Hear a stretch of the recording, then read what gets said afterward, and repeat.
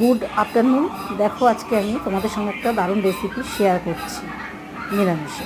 তো এখানে আমার সব সবজি কুটে নেওয়া আছে, কুটে ধুয়ে নিয়েছি।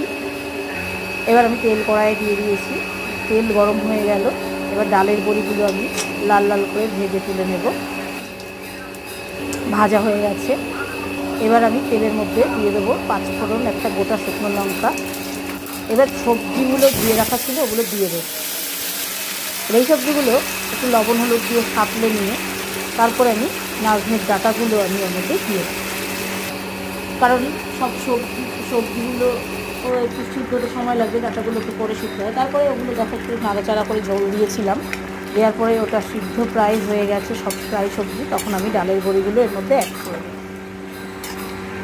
এবার একটু চাপা দিয়ে দিয়ে একটু সামান্য সিদ্ধ হবে, একটু বেশি মানে কি ডালের বড়ির মধ্যেও ঝোলটা ঢুকে যাবে আর ঝোলটাও আর একটু টানবে। তো মোটামুটি প্রায় আমার সবজিগুলো কিন্তু সিদ্ধ হয়ে গেছে, নরম হয়ে গেছে, সব সবজি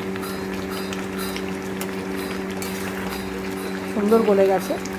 আর এগুলো যেহেতু মিষ্টি আলুগুলো তাড়াতাড়ি সিদ্ধ হয়ে যায়, নরম।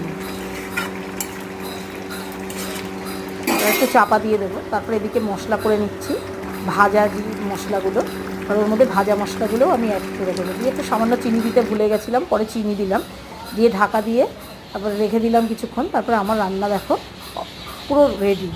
তা এরকম একটা নিরামিষ তরকারি নিরামিষের দিন তোমরা একটু করে খেয়ে দেখো তো। আর যদি ভালো লাগে থাকে তো আমাকে কমেন্ট বক্সে জানিও। আমার রান্না রেডি।